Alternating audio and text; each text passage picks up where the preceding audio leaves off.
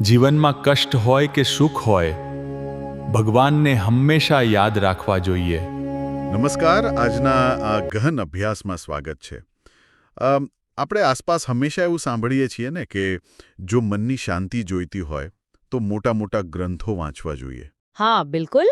એટલે ફિલોસોફી સમજવી જોઈએ, દુનિયાભરનું જ્ઞાન મેળવવું જોઈએ. આપણે બસ એવું જ માની લઈએ છીએ કે મગજમાં પુષ્કળ માહિતી ભરી દઈશું એટલે મનની અશાંતિ આપોઆપ ગાયબ થઈ જશે. પણ સાચું કહું તો વાસ્તવિકતા સાવ અલગ જ હોય છે. હા, બધું જ જાણતા હોઈએ, બધી જ સમજણ હોય, છતાં રાત્રે ઊંઘ નથી આવતી. મનમાં વિચારોનું એક ભયંકર ઘમાસાણ બસ ચાલ્યા જ કરતું હોય છે. તો આવું કેમ થાય છે? અને આનો જવાબ કોઈ આધુનિક સેલ્ફ હેલ્પ બુકમાં નથી મળવાનો. આનો જવાબ 19મી સદીના ગુજરાતના એક અત્યંત ઐતિહાસિક અને આધ્યાત્મિક સંવાદમાં છુપાયેલો છે. બરાબર. અને આજના આ ગહન અભ્યાસમાં આપણે એ જ સ્ત્રોત એટલે કે વચનામૃત ગઢડા પ્રથમ 18ને ડીકોડ કરવાના છીએ. આપણે એ સમજવાનું છે કે આપણી ઇન્દ્રિયો કેવી રીતે આપણા મન પર કાબૂ મેળવી લે છે. જુઓ, આ માત્ર કોઈ ઐતિહાસિક કે ધાર્મિક લખાણ નથી, પણ માનવ મનોવિજ્ઞાન અને વર્તણૂક વિજ્ઞાનનો એક બહુ જ ઊંડો અભ્યાસ છે. જો આપણે સમયનું દૃશ્ય ઊભું કરીએ ને, તો કલ્પના કરો કે સંવત 1876નો સમય છે. ઓહો, એટલે આજથી 200 વર્ષ કરતાં પણ પહેલાનો કાળ. હા, અને માક્ષરવદ છઠની મોડી રાત છે. ગુજરાતના ગઢડા ગામમાં દાદા ખાચરના દરબારમાં અત્યંત શાંતિ છવાયેલી છે. અચ્છા. સ્વામી શ્રી સહજાનંદજી મહારાજ શ્વેત વસ્ત્રો ધારણ કરીને ઓસરીની આગળ ફળિયામાં એક ઢોલિયા પર બિરાજમાન છે. આસપાસ સંતો અને ભક્તોની વિશાળ સભા ભરાય છે, અને એ નીરવ શાંતિની વચ્ચે એક બહુ જ મોટો પ્રશ્ન મુકાય છે. અને આ પ્રશ્ન ખરેખર બહુ સીધો છે, પણ એટલો જ ઊંડો પણ છે. સ્વામિનારાયણ ભગવાન સભામાં જાતે જ પૂછે છે કે ભક્તોના હૃદયમાં વિક્ષેપ એટલે કે અશાંતિ શા માટે થાય છે. કારણ કે સામાન્ય રીતે માણસની ફિતરત કેવી હોય છે? તે પોતાની બધી જ સમસ્યાઓ કે ઉદ્વેગ માટે પોતાના મન, બુદ્ધિ, ચિત્ત કે અહંકારને દોષ આપે છે. બરાબર, જેને આ સ્ત્રોતમાં અંતઃકરણ કહેવામાં આવ્યું છે. હા, માણસ હંમેશા એમ જ કહેતો ફરે છે કે મારું મન ભટકી ગયું અથવા મારું મન જ ખરાબ છે, એટલે શાંતિ નથી મળતી. પણ રસપ્રદ વાત અહીં જ છે. જ્યારે સ્વામિનારાયણ ભગવાન આ અંતઃકરણની બારીકાઈથી તપાસ કરે છે, ત્યારે તેઓ એક સાવ અલગ જ તારણ પર આવે છે. અચ્છા, શું તારણ છે? આ લખાણ નોંધે છે કે અંતઃકરણનો એવો કોઈ મોટો વાંક હોતો જ નથી. શું વાત છે?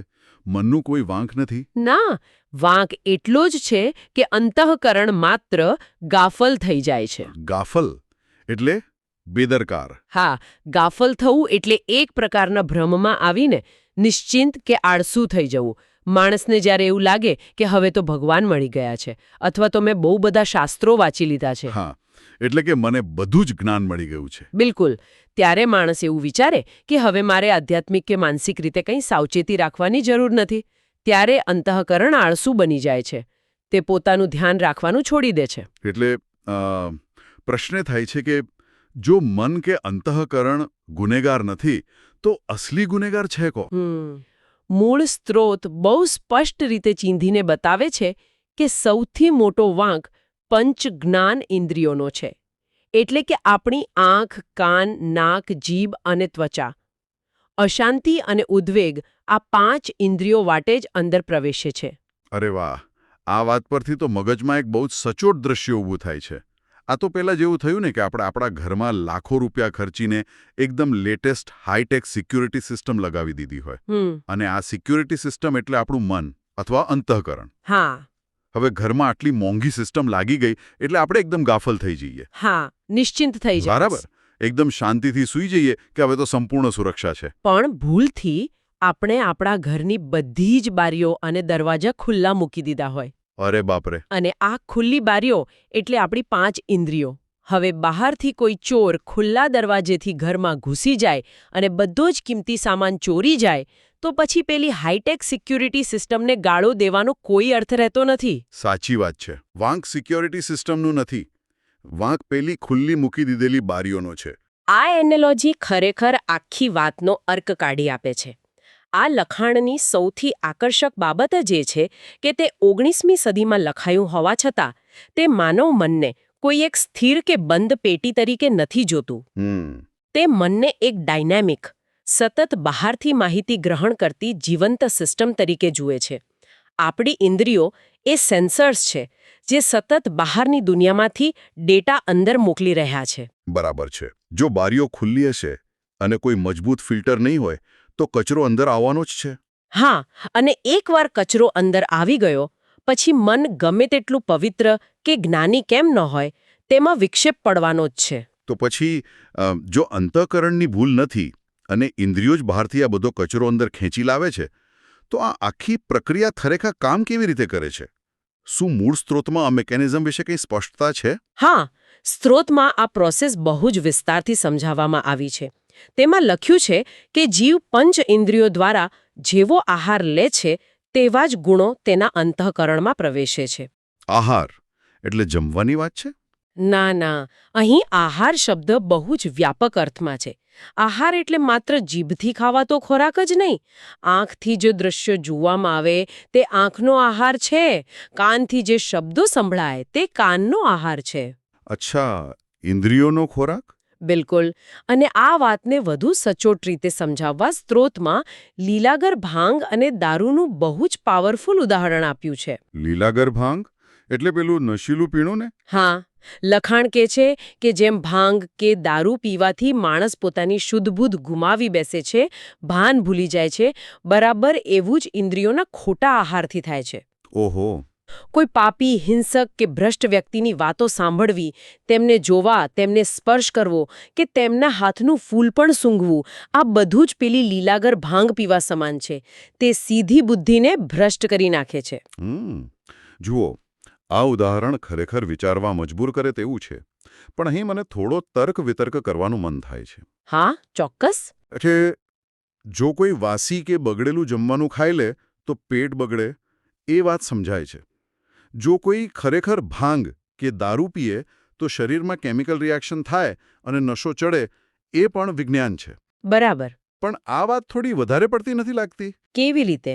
માત્ર કોઈ ભ્રષ્ટ વ્યક્તિની વાત સાંભળવાથી કે કોઈને માત્ર જોવાથી મન પર ભાંગ જેવો નશો કેવી રીતે ચડી શકે? શું આપણી આંખ અને કાન ખરેખર કોઈ નશીલા પદાર્થ જેટલા જ શક્તિશાળી છે? જુઓ, તમારો આ પ્રશ્ન બહુ જ સ્વાભાવિક છે.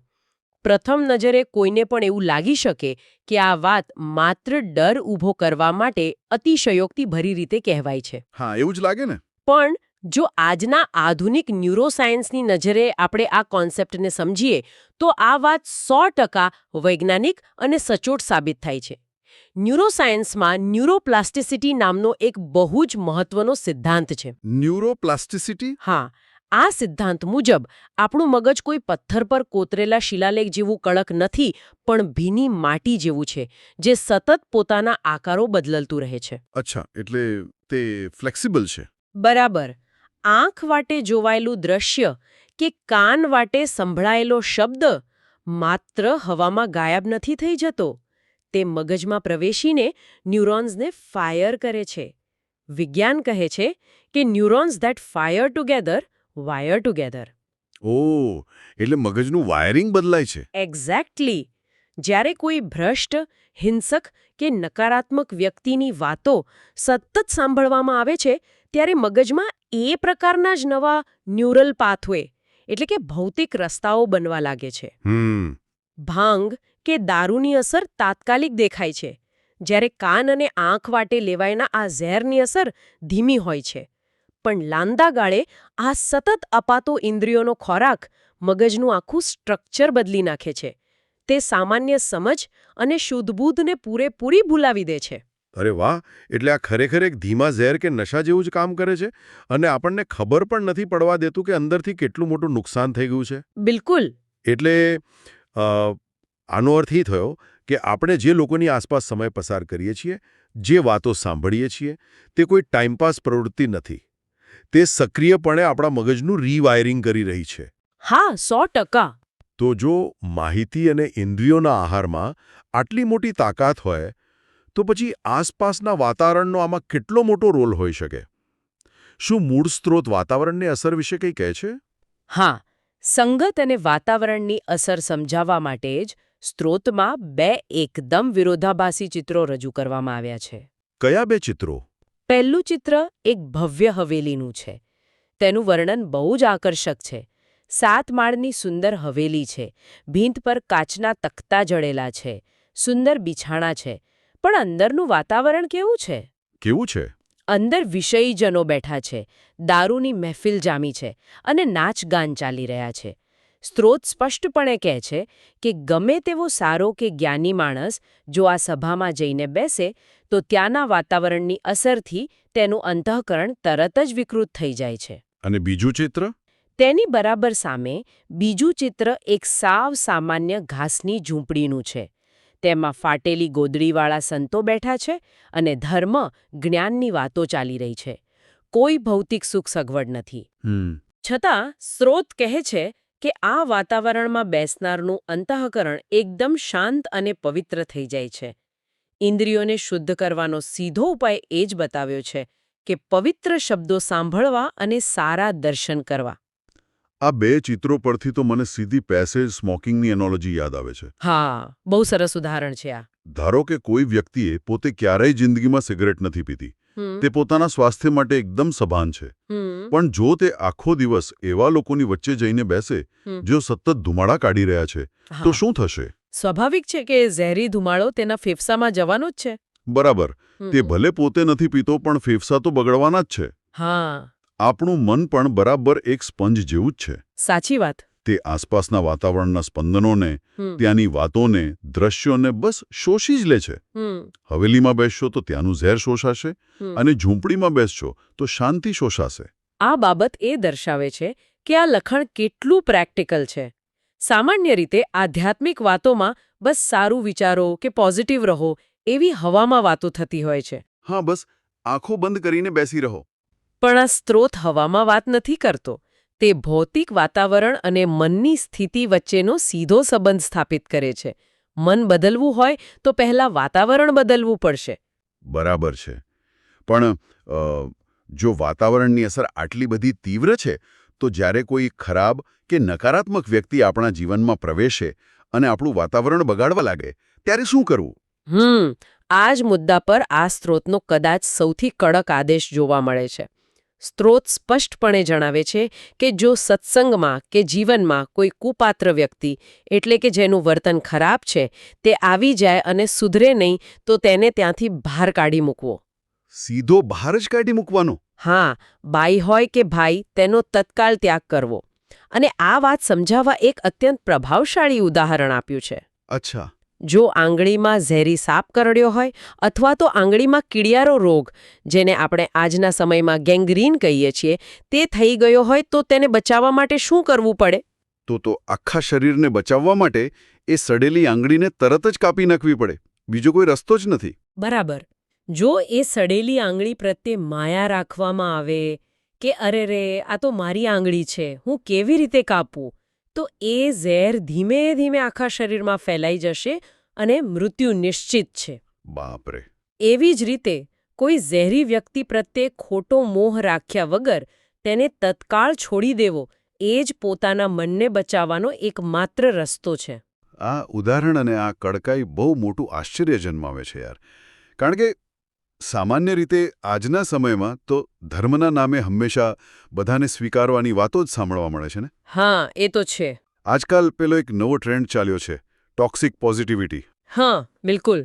જેમાં એવું જ શીખવાડવામાં આવે કે ગમે તેવું ખરાબ વાતાવરણ હોય, ગમે તેટલા ઝેરી લોકો હોય, આપણે તો બસ અંદરથી પોઝિટિવ જ રહેવાનું, કોઈનો ત્યાગ નહીં કરવાનો, બસ સહન કર્યા કરવાનું. અને આ વિચારધારાએ જ લોકોને અંદરથી તોડી નાખ્યા છે. સતત નકારાત્મકતા સહન કરવાથી ઇમોશનલ બર્નઆઉટ આવી જાય છે. હા, પણ આ 19મી સદીનો સ્ત્રોત કોઈ ટોક્સિક પોઝિટિવિટીને ઉત્તેજન નથી આપતો. તે એકદમ કઠોર બાઉન્ડ્રીઝ સેટ કરવાની વાત કરે છે. તે કહે છે કે જો કોઈ વ્યક્તિ ગેંગ્રીન સમાન હોય તો તેને કાપી જ નાખો. આનાથી એક બહુ જ મહત્વનો પ્રશ્ન ઊભો થાય છે. આપણે રોજિંદા જીવનમાં આવા ટોક્સિક લોકો કે આદતો પ્રત્યે કેટલી વાર લોભ રાખીને બેસી રહીએ છીએ? ઘણીવાર આપણે સંબંધોમાં, નોકરીઓમાં બસ ખેંચાયા કરીએ છીએ. હા, માત્ર લોકો શું કહેશે એવા ડરથી. એ ઝેરી આંગળી કાપવાની હિંમત ન કરી શકવાને કારણે આપણે આખા જીવનમાં એ ઝેર ફેલાવા દઈએ છીએ. વાસ્તવમાં સાચી કરુણા એ જ છે કે ઝેરી માણસને હટાવો એ ક્રૂરતા નથી, સ્વબચાવ છે. સાચી વાત. હવે કઠોર નિર્ણયો લેવાની આ ચર્ચા પછી જો આપણે આ લખાણના અંતિમ ભાગ તરફ નજર કરીએ તો ત્યાં એક જબરદસ્ત ક્લાઇમેક્સ અથવા એક મોટો ટ્વિસ્ટ જોવા મળે છે. હા, બહુ જ મહત્વનો ભાગ છે આ. સ્વામી શ્રી સહજાનંદજી મહારાજ ઇન્દ્રિયો પર કાબૂ રાખવાની આ બધી વાતો સમજાવ્યા પછી છેલ્લે એક ચેતવણી આપે છે, જેને આપણે ડિસ્ક્લેમર કહી શકીએ. તેઓ સ્પષ્ટ કહે છે કે અમારો વાદ લેશોમાં, એટલે કે અમારી નકલ ન કરતા. આ અંતિમ ભાગ ખરેખર બહુ જ પારદર્શક છે. તેઓ આખી સભા સમક્ષ સ્પષ્ટ કરે છે કે તેઓ પોતે અનાદિ મુક્ત છે. તેઓ કહે છે કે જેમ સિંહ બકરાને પકડે છે તેમ તેઓ પોતાના અંતઃકરણને પકડી રાખે છે. એટલે તેમનો કંટ્રોલ પૂરો છે. હા, તેઓ સભાને એ પણ યાદ અપાવે છે કે નારદ અને સંકાદિક જેવા મહાન ઋષિમુનિઓ પણ જો ભૌતિક વસ્તુઓના મોહમાં વધારે પડે તો તેઓ પણ ભ્રષ્ટ થઈ શકે છે. તો સામાન્ય માણસની શું વિસાત? મહારાજ કહે છે કે તેઓ જે સારા વસ્ત્રો પહેરે છે કે સારું ભોજન સ્વીકારે છે તે પોતાના કોઈ મોહ માટે નથી. તે તો માત્ર આપનાર ભક્તની ભાવના રાખવા માટે સ્વીકારે છે. અરે વાહ! આ સિંહ અને બકરાની એનાલોજી પરથી મને આજના સમયની એક બહુ જ મોટી સમસ્યા યાદ આવે છે. આજે ચારે બાજુ પેલું હસલ કલ્ચર અને ઇન્ફ્લુએન્સરને કોપી કરવાનો ટ્રેન્ડ ચાલી રહ્યો છે ને? હા, આંધળી નકલ. સામાન્ય માણસો ઘણીવાર મહાન લોકોના અપવાદરૂપ વર્તનની આંધળી નકલ કરવા દોડી જાય છે. દાખલા તરીકે ક્યાંક વાંચ્યું હોય કે કોઈ અબજોપતિ દિવસમાં માત્ર 4 કલાક જ ઊંઘે છે. બરાબર. એટલે આપણે પણ ઉત્સાહમાં આવીને 4 કલાક ઊંઘવાનું શરૂ કરી દઈએ. પણ એ કોઈ જોતું નથી કે પેલા અબજોપતિ પાસે એક આખી ફોજ છે, પર્સનલ ન્યુટ્રિશનિસ્ટ છે, શ્રેષ્ઠ ડોક્ટરો છે. હા, અને એમનું શરીર તેવાયેલું છે. એક્ઝેક્ટલી. પોતાની ક્ષમતા એક બકરા જેવી હોય અને કોઈ સિંહની નકલ કરવા જાય તો પરિણામ ભયંકર જ આવે ને? સાચી વાત છે. અને આ ડિસ્ક્લેમરની પારદર્શિતાના વખાણ કરવા જ પડે. જ્યારે કોઈ ગુરુ પોતાની અને સામાન્ય માણસની સ્થિતિ વચ્ચેનો ભેદ આટલી સ્પષ્ટતાથી સ્વીકારે છે ત્યારે તે અંધાનુકરણ અટકાવે છે. તેઓ સ્પષ્ટ સંદેશ આપે છે કે હું આગ સાથે રમી શકું છું કારણ કે હું પોતે જ આગ છું, પણ જો તમે રમવા જશો તો દાઝી જશો. ભૌતિકતામાં એટલા ઊંડા ન ઉતરી જવું જ્યાંથી પાછા આવવું અશક્ય બની જાય, એ જ આખી વાતનો સાર છે. બહુ જ સરસ. તો જો આજના ગહન અભ્યાસનો આપણે ઝડપથી નિચોડ કાઢીએ તો શરૂઆત એ પ્રશ્નથી થઈ હતી કે હૃદય અશાંત કેમ થાય છે. બરાબર. અને સિદ્ધાંત એ સમજાવે છે કે મન તો માત્ર આળસુ છે. અશાંતિનું અસલી કારણ 5 ઇન્દ્રિયોમાંથી સતત આવતો અયોગ્ય ખોરાક છે. નકારાત્મક માહિતી, હિંસક દ્રશ્યો, આ બધું મગજના તાર બદલી નાખે છે. હા, અને જેમ ગેંગ્રીન થયેલી આંગળી કાપી નાખવી પડે તેમ જીવનમાંથી ઝેરી લોકોનો ત્યાગ કરવો જરૂરી છે. અને અંતે પોતાની ક્ષમતા ઓળખ્યા વિના સિંહની નકલ બકરાએ ન કરવી. બિલકુલ. આ આખો સંવાદ ઇન્દ્રિયોના દરવાજે એક મજબૂત ચોકીદાર ઊભો રાખવાનો રસ્તો બતાવે છે. સાચી વાત છે. હવે આજના આ અભ્યાસ અને પેલી હવેલી તથા લીલાગર ભાગની ચર્ચા પરથી આજના ડિજિટલ યુગ વિશે મને એક બહુ જ મોટો વિચાર આવે છે. કયો વિચાર? આજના સમયમાં આપણા સ્માર્ટફોન, સોશિયલ મીડિયા એપ્સ અને તેના અલ્ગોરિધમ્સ એ પેલી 7 માળની હવેલીઓ જ તો છે. અરે વાહ! બહુ જ સચોટ સરખામણી. એની જેમ. તો કદાચ હવે સમય આવી ગયો છે કે આપણે ચેક કરીએ કે આપણા ફોનમાં રહેલી કઈ એપ્સ કે કયા અકાઉન્ટ્સ પેલી ગેંગ્રીન થયેલી આંગળી સમાન બની ગયા છે. હા, અને તેને તરત કાપી નાખવાની જરૂર છે. બિલકુલ. કોઈ પણ મોહ રાખ્યા વિના તેને હંમેશા માટે ડિલીટ કરવાનો સમય હવે પાકી ગયો છે. ગઢડામાં આવેલો પેલો દાદા ખાચરનો દરબાર. તમે જુઓ, શ્રીજી મહારાજ ત્યાં પરમહંસો અને ભક્તો વચ્ચે બેઠા છે અને એક અત્યંત ગુપ્ત અને પાયાની વાત રજૂ કરે છે. અને એમણે બહુ જ સ્પષ્ટ શબ્દોમાં કહ્યું છે કે આ ચોક્કસ વાત સમજ્યા વિના માત્ર મોટા-મોટા શાસ્ત્રો વાંચી લેવાથી પણ કોઈને મુક્તિ મળતી નથી. ઓહો, આ તો બહુ જ મોટું વિધાન કહેવાય. એટલે માત્ર પુસ્તકો વાંચવા પૂરતા નથી એમ? ના, બિલકુલ નહીં. આ વિધાન પાછળનું મનોવિજ્ઞાન ખરેખર સમજવા જેવું છે. હું એ જ કહેતી હતી કે શા માટે માત્ર શાસ્ત્રોનું જ્ઞાન મુક્તિ માટે પૂરતું નથી. કેમ પૂરતું નથી?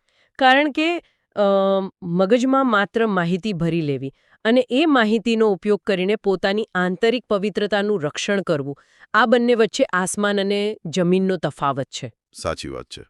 જ્ઞાન હોવું અને એને જીવવું એ અલગ વસ્તુ છે. એકદમ. પુસ્તકોમાંથી મળતું જ્ઞાન એ તો માત્ર નકશો છે, પણ મુસાફરી તો વ્યક્તિએ પોતાની આંતરિક સ્થિતિ જાળવીને જ કરવાની હોય છે. બરાબર. એટલે આજના આપણા આ અભ્યાસનો મુખ્ય હેતુ એ જ છે કે બાહ્ય દુનિયામાં ચાલતા અસંખ્ય ઘર્ષણો અને નકારાત્મક અસરો વચ્ચે આપણું જે કોર છે, એટલે કે આપણી આંતરિક પવિત્રતા. રાઈટ, હા. એ આંતરિક પવિત્રતા કેવી રીતે સુરક્ષિત રાખી શકાય એ આજે આપણે ડીકોડ કરવાનું છે. તો આ જ સંદર્ભમાં શ્રોતમાં એક એવી વાત આવે છે જે આપણી સામાન્ય માન્યતાઓને તોડી નાખે છે. કઈ માન્યતા? હા, એ તો માનવ સ્વભાવ છે. પણ આ લખાણમાં એવો દાવો કરવામાં આવ્યો છે કે વ્યક્તિની આસપાસ ગમે તેટલી બાહ્ય ઉપાધિ હોય, ગમે તેવી વિકટ પરિસ્થિતિ કેમ ન હોય, પણ જો તેના મનમાં કોઈ સંકલ્પ ન હોય. સંકલ્પ એટલે કે કોઈ અયોગ્ય ઈચ્છા કે વિચાર ન હોય. બરાબર. જો એવો કોઈ વિચાર ન હોય તો તે બહારની પરિસ્થિતિ અને કોઈ જ નુકસાન કરી શકતી નથી. આ સિદ્ધાંત ખરેખર ક્રાંતિકારી છે હો. આપણે હંમેશા આપણી માનસિક અશાંતિ માટે બહારની દુનિયાને દોષ આપવા ટેવાયેલા છીએ. હા. લોકો કહેતા હોય છે ને કે ઓફિસનું વાતાવરણ ખરાબ છે એટલે મને ગુસ્સો આવે છે. બિલકુલ. અથવા આજુબાજુના લોકો ભ્રષ્ટ છે એટલે મારું મન વિચલિત થાય છે. પણ અહીં જવાબદારી સંપૂર્ણપણે કોના પર મૂકવામાં આવી છે? વ્યક્તિના પોતાના મન પર. એકદમ સાચું. બહારનું તોફાન કોઈ જહાજને ત્યારે જ ડૂબાડી શકે જ્યારે તે જહાજના તળિયે કોઈ કાણું હોય. અરે વાહ, બહુ જ સરસ ઉદાહરણ આપ્યું તમે. જો મનમાં થોડો પણ વિષયનો ઘાટ એટલે કે કોઈ ભૌતિક આકર્ષણનો ઝીણો વિચાર પણ જન્મે ને તો તે એક નાના છિદ્રનું કામ કરે છે. અને છિદ્ર આઠું જહાજ ડૂબાડી દે? હા, એ ધીમે ધીમે ભક્તિ અને માનસિક શાંતિના આખા જહાજને ડૂબાડી દે છે. આ વાત સાંભળીને મને એક વોટરપ્રૂફ ડાઇવિંગ વોચનું ઉદાહરણ યાદ આવે છે. હું વિચારતો હતો કે આખી વાતને આપણે આનાથી બહુ જ સરળતાથી સમજી શકીએ. વોટરપ્રૂફ ઘડિયાળ એ કેવી રીતે સમજાવશો જરા? ધારો કે કોઈ પાસે હજારો મીટર ઊંડા પાણીમાં પણ ચાલી શકે તેવી અત્યાધુનિક વોટરપ્રૂફ ઘડિયાળ છે.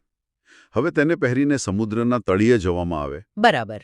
તો બહાર પાણીનું ગમે તેટલું દબાણ હોય, સમુદ્રમાં ગમે તેટલા તોફાનો ચાલતા હોય, પણ જ્યાં સુધી તે ઘડિયાળનું રબરનું સીલ અકબંધ છે ને ત્યાં સુધી બહારનું એક ટીપું પાણી પણ અંદર પ્રવેશી શકતું નથી. એકદમ સાચી વાત. એટલે કે ઘડિયાળની મિકેનિઝમ એકદમ સુરક્ષિત રહે છે. બસ આપણું મન પણ આવું જ છે. અને તે સીલ જ આપણી આંતરિક શુદ્ધતા અથવા પેલી નિર્વિકલ્પ સ્થિતિ છે જેના વિશે સ્રોત વાત કરે છે. બરાબર. પણ હવે વિચારો કે એક ઘડિયાળના કાચ પર માત્ર એક વાળ જેટલી પાતળી તિરાડ પડી જાય છે. બહારથી જોતા એ તિરાડ દેખાતી પણ નથી. તો શું થશે? ધીમે ધીમે પાણી અંદર જશે. હા, તે માઇક્રોસ્કોપિક તિરાડમાંથી પાણી અંદર ઘૂસવાનું શરૂ થશે અને અંદરના તમામ નાજુક ગિયર્સને કાટ લગાડી દેશે. આખી સિસ્ટમ જામ કરી દેશે. એટલે આપણું મન પણ બરાબર આવું જ છે. બહારની ઉપાધિઓ સમુદ્રના પાણીના દબાણ જેવી છે અને આપણો નાનો સરખો ખોટો વિચાર એ ઘડિયાળમાં પડેલી તિરાડ છે. હા, પણ અહીં મને એક બહુ જ પ્રેક્ટિકલ સવાલ થાય છે. બોલો, શું સવાલ છે? આ તિરાડ અચાનક આસમાનમાંથી તો નથી પડતી ને? એટલે કોઈ બહુ મોટી દુર્ઘટના થાય ત્યારે જ મન વિચલિત થાય છે કે પછી આ કોઈ ધીમી અને અદૃશ્ય પ્રક્રિયા છે? બહુ સારો સવાલ પૂછો તમે. આંતરિક મનમાં વિક્ષેપ ઊભો થવાનું મૂળ કારણ શું હોઈ શકે? આ પ્રશ્નનો જવાબ સ્રોતમાં જે રીતે આપવામાં આવ્યો છે ને તે આજના આધુનિક ન્યુરોસાયન્સની ખૂબ જ નજીક છે. ઓહો, ન્યુરોસાયન્સ. હા, મનમાં આ તિરાડ પડવાનું કોઈ એક મોટું કારણ નથી હોતું, પરંતુ તે આપણી 5 ઇન્દ્રિયોના સતત અને અદૃશ્ય ઇનપુટને કારણે થાય છે. 5 ઇન્દ્રિયો એટલે આંખ, કાન, નાક, જીભ અને ચામડી. બરાબર. આ 5 ઇન્દ્રિયો આપણા આંતરિક મનના ખુલ્લા દરવાજા છે. સમજાય છે. જો આ 5 ઇન્દ્રિયોનો આહાર એટલે કે જે ડેટા કે અનુભવો આ દરવાજાઓ દ્વારા અંદર જઈ રહ્યા છે તે શુદ્ધ ન હોય તો ધીમે ધીમે આપણું અંતઃકરણ મલિન બનતું જાય છે. અને પેલી તિરાડ મોટી થતી જાય છે. એકદમ સાચું. આ શબ્દપ્રયોગ બહુ જ રસપ્રદ છે. પંચ ઇન્દ્રિયોનો આહાર. સામાન્ય વ્યવહારમાં તો આહાર એટલે આપણે માત્ર જીભ દ્વારા લેવાતું ભોજન એવું જ માનીએ છીએ. હા, લોકોને એમ જ હોય કે શું જમ્યા એ જ આહાર છે. પણ અહીં તો એક સંપૂર્ણ સેન્સરી ડાયટની વાત થઈ રહી છે. એટલે કે આંખ જે જુએ છે તે આંખનો આહાર છે, કાન જે સાંભળે છે તે કાનનો આહાર છે. બરાબર છે. અને આ સેન્સરી ડાયટની અસર કેટલી ભયંકર હોઈ શકે તે સમજાવવા માટે સ્રોતમાં બહુ જ કડક સરખામણી કરવામાં આવી છે. કેવી સરખામણી? તેમાં સ્પષ્ટ લખ્યું છે કે જેમ ભાંગ અથવા દારૂ પીવાથી બુદ્ધિ ભ્રષ્ટ થાય છે, વ્યક્તિ પોતાની સમજણ ગુમાવી બેસે છે. હા, એ તો છે. બરાબર. તેવી જ રીતે 5 ઇન્દ્રિયો દ્વારા લેવામાં આવતા ખોટા આહારથી મન ભ્રષ્ટ થાય છે. દારૂની વાત સમજવી સહેલી છે, કારણ કે તે તો સીધું જ બ્લડસ્ટ્રીમમાં જઈને મગજના કેમિકલ્સને બદલે છે. પરંતુ સ્રોતમાં એક જગ્યાએ એવું લખ્યું છે કે વ્યભિચાર, પાપ અને અધર્મની વાતો માત્ર કાને સાંભળવી એ દારૂ પીવા સમાન છે. હા, બિલકુલ એવું જ લખ્યું છે. અને આ ઉપરાંત પાપી વ્યક્તિનો સ્પર્શ કરવાથી, ખોટી વ્યક્તિનું માત્ર દર્શન કરવાથી કે પાપીના હાથની કોઈ વસ્તુની સુગંધ લેવાથી પણ બુદ્ધિ ભ્રષ્ટ થઈ શકે છે. સાચી વાત છે. હવે મને કહો કે આ થોડું અતિશયોક્તિ ભર્યું નથી લાગતું? માત્ર કોઈનો સ્પર્શ કરવાથી કે કંઈક સૂંઘવાથી મન કેવી રીતે કરપ્ટ થઈ શકે? હું સમજુ છું કે તમને એવું કેમ લાગે છે, પણ આ જ તો આ લખાણની સૌથી મોટી ઊંડાઈ છે. આ કોઈ અતિશયોક્તિ નથી, પણ માનવ મનોવિજ્ઞાનનું બહુ સૂક્ષ્મ નિરીક્ષણ છે. અચ્છા, એટલે આનું કોઈ સાયકોલોજીકલ બેકગ્રાઉન્ડ છે? હા, જો આજના મનોવિજ્ઞાનમાં એક કન્સેપ્ટ છે ઇમોશનલ કન્ટેજિયન. એટલે કે ભાવનાત્મક ચેપ, બરાબર ને? હા, જ્યારે કોઈ વ્યક્તિ અત્યંત નકારાત્મક, સ્વાર્થી કે પાપી વૃત્તિ ધરાવતી હોય, ત્યારે તેની આખી બોડી લેંગ્વેજ, તેના અવાજનો ટોન અને તેના સ્પંદનો તે જ પ્રકારના હોય છે. એના વાઇબ્રેશન્સ ખરાબ હોય છે. બરાબર.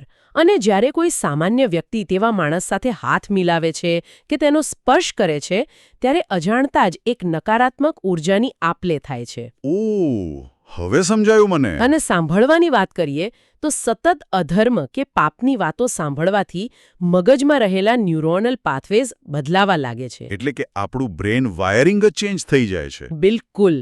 જે વસ્તુ પહેલા ખોટી લાગતી હોય તે સતત સાંભળવાથી સામાન્ય લાગવા માંડે છે. આ તો બહુ ખતરનાક કહેવાય. હા, આને જ બુદ્ધિ ભ્રષ્ટ થવી કહેવાય છે. અને તે પેલા દારૂના નશા કરતાં પણ વધુ ઘાતક છે. કેમ? કારણ કે દારૂનો નશો તો ઉતરી જાય છે, પણ આ નશો ઉતરતો નથી. ઓ બાપરે! આનો અર્થ એ થયો કે આપણું મન એક સ્પોન્જ જેવું છે, જે આસપાસના વાતાવરણમાંથી સતત બધું જ ચૂસી રહ્યું છે. એકદમ સાચી સરખામણી. પણ જો આ વાસ્તવિકતા હોય તો આજના સમયમાં તો આ બહુ જ મોટો પડકાર બની જાય છે ને. અત્યારે ચારે બાજુ માહિતીનો વિસ્ફોટ છે. હા, અત્યારે તો દરેકના હાથમાં ફોન છે. એ જ ને. દરેક જગ્યાએ લોકોનો ઘોંઘાટ છે. સોશિયલ મીડિયા પર સેકન્ડે સેકન્ડે હજારો વિઝ્યુઅલ્સ આંખ સામેથી પસાર થાય છે. સાચી વાત છે. તો આવી પરિસ્થિતિમાં કોઈ પણ વ્યક્તિ પોતાની આંખ, કાન અને નાકને બધી જ નકારાત્મક વસ્તુઓથી 100% કેવી રીતે બચાવી શકે? એ જ તો પ્રશ્ન છે. દરેક વ્યક્તિ હિમાલયની ગુફામાં તો જઈને બેસી શકતી નથી. જો આપણે સમાજમાં રહેવું હોય તો અજાણતા જ ક્યાંક ને ક્યાંક તો આ અશુદ્ધ આહાર અંદર જવાનો જ છે. હા, એ તો છે. તો પછી આનો ઉકેલ શું? આ એકદમ વ્યાજબી અને આજના સમયનો સૌથી સળગતો પ્રશ્ન છે. દુનિયાથી સંપૂર્ણપણે કપાઈ જવું શક્ય જ નથી. બરાબર. અને લખાણ પણ એવું નથી કહેતું કે તમે જંગલમાં જતા રહો, પરંતુ સ્રોતમાં આ નકારાત્મક અસરોને દૂર કરવા માટે એક અત્યંત સચોટ શુદ્ધિકરણ પ્રક્રિયા બતાવવામાં આવી છે. ઓહ, અચ્છા. શુદ્ધિકરણની પ્રક્રિયા પણ આપી છે. હા, જો ભૂલથી કચરો અંદર પ્રવેશી જાય તો તેને સાફ કરવા માટે ભગવાન અથવા સંતનો સંસર્ગ એ સૌથી શ્રેષ્ઠ ઉપાય છે. ઓકે. અને સૌથી રસપ્રદ વાત એ છે કે આ શુદ્ધિકરણ બહુ જ ટાર્ગેટેડ, એટલે કે એકદમ ચોક્કસ છે. ટાર્ગેટેડ શુદ્ધિકરણ એટલે શું? એટલે કે જે ઇન્દ્રિય દ્વારા કચરો ગયો હોય તે જ ઇન્દ્રિય માટે અલગ ઉપાય કરવાનો? બિલકુલ. સ્રોતમાં સ્પષ્ટ માર્ગદર્શન છે કે જ્યારે દુનિયાવી વાતો સાંભળવાથી કાન દ્વારા કચરો અંદર ગયો હોય, હા, ત્યારે સંતના મુખેથી નીકળતા શુદ્ધ અને પવિત્ર શબ્દો સાંભળવાથી જ બુદ્ધિ ફરીથી શુદ્ધ થાય છે. અરે વાહ! એટલે કાનનો કચરો કાનથી જ સાફ કરવાનો? એકદમ. જો ખરાબ સ્પર્શથી મન મલિન થયું હોય તો સંતના પવિત્ર સ્પર્શથી તે શુદ્ધ થાય છે. જો આંખે ખોટા દ્રશ્યો જોયા હોય તો સંતના દર્શનથી પવિત્રતા પાછી આવે છે. અને જીભ કે નાક દ્વારા અશુદ્ધિ પ્રવેશી હોય તો સંતની પ્રસાદીથી ચિત્ત શુદ્ધ થાય છે. આહા! આખી પ્રોસેસ સાંભળીને મને પેલા કમ્પ્યુટરના એન્ટીવાયરસ સોફ્ટવેરની યાદ આવી ગઈ. ઓહો, એન્ટીવાયરસ હમ. કેવી રીતે સમજાવશો? જુઓ, વિચારો કે આપણું મન એક કોમ્પ્લેક્સ ઓપરેટિંગ સિસ્ટમ છે હમ. અને આ 5 ઇન્દ્રિયો છે ને એ એના યુએસબી પોર્ટ્સ છે. અરે વાહ, બહુ મસ્ત સરખામણી. જ્યારે આપણે દુનિયામાં ફરીએ છીએ ત્યારે કુસંગ અને નકારાત્મક માહિતીરૂપી વાયરસવાળી ફાઇલો આ પોર્ટ્સ દ્વારા સિસ્ટમમાં ઘૂસી જાય છે, બરાબર. જે આપણા મનને ધીમું પાડે છે અને પ્રોસેસિંગ પાવર ઘટાડી દે છે. હવે જે યુએસબી પોર્ટમાંથી વાયરસ અંદર આવ્યો છે ત્યાં જ એન્ટીવાયરસનું સ્કેનર લગાવવું પડે ને? સાચી વાત છે, ત્યાં જ સ્કેન કરવું પડે. એટલે કે આંખથી કચરો ગયો છે તો આંખને જ સંતના દર્શનરૂપી એન્ટીવાયરસ આપવો પડે, જેથી એ કરપ્ટેડ ફાઇલો ડિલીટ થઈ શકે. આ ખરેખર એક સંપૂર્ણ ડિજિટલ ક્લીનઅપ જેવું છે. આ એન્ટીવાયરસવાળું ઉદાહરણ એકદમ બંધ બેસતું છે. જે રસ્તેથી ઝેર અંદર ગયું છે તે જ રસ્તેથી મારણ મોકલવું પડે. હા, એકદમ. પરંતુ અહીં એક બીજો બહુ જ મોટો નિયમ કામ કરે છે. માત્ર એન્ટીવાયરસ ઇન્સ્ટોલ કરી લેવાથી સિસ્ટમ કાયમ માટે સુરક્ષિત નથી થઈ જતી. એટલે જો સિસ્ટમ સતત એવા નેટવર્ક સાથે જોડાયેલી હોય જ્યાંથી રોજ હજારો વાયરસ આવતા હોય તો ગમે તેવો પાવરફુલ એન્ટીવાયરસ પણ ક્રેશ થઈ શકે છે. ઓહા, એ તો છે.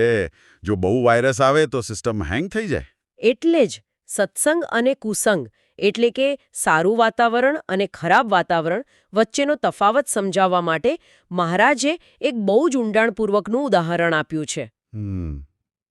આજુબાજુના વાતાવરણની અસર કેટલી પ્રબળ હોઈ શકે તે સમજાવવા માટે જ પેલું હવેલી અને ઝૂંપડીવાળું ઉદાહરણ આપવામાં આવ્યું છે ને? હા, એ જ ઉદાહરણ. મહારાજ સમજાવે છે કે ધારો કે એક બહુ મોટી આલિશાન હવેલી છે.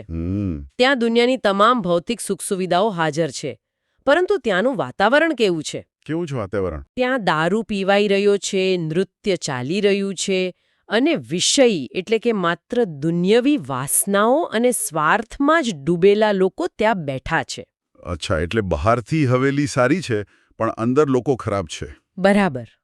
હવે જો કોઈ એકદમ સામાન્ય, શાંત કે સારા વિચારો ધરાવતો માણસ પણ આવી હવેલીમાં જઈને બેસે ને, હા, તો શું થાય? તો થોડા જ સમયમાં ત્યાંના વાતાવરણ અને લોકોના પ્રબળ પ્રભાવથી તે પણ વિષય અને નકારાત્મક બની જશે. હા. અને તેની સામે બીજું દ્રશ્ય છે, એક સાવ સામાન્ય ઝૂંપડીનું. હા, ઝૂંપડીનું દ્રશ્ય. જ્યાં કોઈ ભૌતિક સુખ નથી, એર કન્ડિશનર નથી, સોફા નથી, બેસવા માટે માત્ર એક ફાટેલી ગોદડી જ પાથરેલી છે. બરાબર. પરંતુ ત્યાં સંતોની સભા ભરાઈ છે અને ભગવાનની આત્મા પરમાત્માની પવિત્ર વાતો થઈ રહી છે. તો એ ફાટેલી ગોદડી પર બેઠેલો સામાન્ય માણસ પણ અંદરથી અત્યંત પવિત્ર અને શાંત બની જાય છે. તેના મનના તમામ ઉચાટ શમી જાય છે. આ ઉદાહરણ સાબિત કરે છે કે માનવ મન પર આલિશાન દિવાલો કે મોંઘા ફર્નિચરની કોઈ જ અસર નથી થતી. સાચી વાત છે. મન માત્ર ને માત્ર ત્યાં રહેલા લોકોની માનસિકતા અને વાતાવરણના સ્પંદનોને જ ગ્રહણ કરે છે. હું વિચારું છું કે આજના આધુનિક સમયમાં આ વાત કેટલી પ્રસ્તુત છે. આજે આપણે મોટી ઓફિસો, મોંઘા ક્લબ્સ અને આલિશાન ઘરો પાછળ ગાંડા થયા છીએ. હા, લોકો ભૌતિક જગ્યાઓ પાછળ કરોડો રૂપિયા ખર્ચે છે. પણ જો એ મોંઘી જગ્યામાં બેસનારા લોકો ટોક્સિક હોય, તેમની વાતોમાં માત્ર ઈર્ષ્યા કે સ્વાર્થ હોય, તો એ હવેલી કોઈ જ કામની નથી. એકદમ સાચું. તેની સરખામણીમાં એક નાનકડી ફાટેલી ગોધડી પર બેસીને જો સારો સંગ મળે તો જે માનસિક શાંતિ મળે છે તે અબજો રૂપિયા આપીને પણ ખરીદી શકાતી નથી. બિલકુલ. શાંતિ તો અંદરથી જ આવે છે. પણ આ બધું સમજ્યા પછી મારા મનમાં એક બહુ જ મોટો દ્વંદ્વ ઊભો થાય છે. કેવો દ્વંદ્વ? જો એક તરફ આપણે પવિત્રતા જાળવાની વાત કરીએ છીએ, પણ બીજી તરફ આધ્યાત્મિકતા હંમેશા દયા, કરુણા અને સહનશીલતાનો પાઠ ભણાવે છે. વાત તો સાચી છે. ધારો કે આપણે આપણા માટે એક સુંદર પવિત્ર સત્સંગનું વર્તુળ બનાવી લીધું છે. આપણી પેલી નાની પણ પવિત્ર ઝૂંપડી સુરક્ષિત છે. ઓકે.